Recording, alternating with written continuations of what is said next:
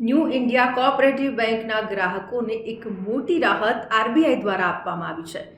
પહેલા પ્રતિબંધ મૂકવામાં આવ્યો હતો। 13 ફેબ્રુઆરીથી પ્રતિબંધ લગાવી દેવામાં આવ્યો હતો, જેથી કરીને ગ્રાહકો કોઈ જ ટ્રાન્ઝેક્શન ન્યૂ ઇન્ડિયા કોઓપરેટિવ બેંકમાંથી નહોતા કરી શકતા। પરંતુ હવે રિઝર્વ બેંક ઓફ ઇન્ડિયા દ્વારા ન્યૂ ઇન્ડિયા કોઓપરેટિવ બેંકના ગ્રાહકોને રાહત આપવામાં આવી છે।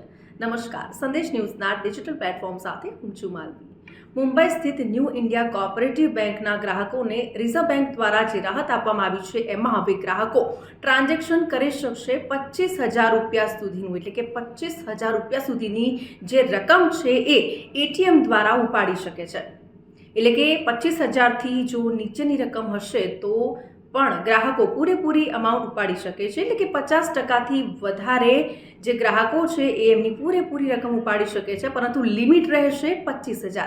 એટલે કે ભલે ગ્રાહકોના ખાતામાં પૈસા વધારે જમા હશે, પરંતુ 25,000 રૂપિયા સુધીની જે મર્યાદા મૂકવામાં આવી છે એ 25,000 રૂપિયા સુધીની રકમ ન્યૂ ઇન્ડિયા કોઓપરેટિવ બેંકના ગ્રાહકો ઉપાડી શકે છે। તો આ રાહત રિઝર્વ બેંક ઓફ ઇન્ડિયા દ્વારા ગ્રાહકોને આપવામાં આવી છે। તો આવા જ ઇન્ફોર્મેટિવ વિડીયોઝ જોવા માટે સંદેશ ન્યૂઝના ડિજિટલ પ્લેટફોર્મ સાથે જોડાયેલા રહો।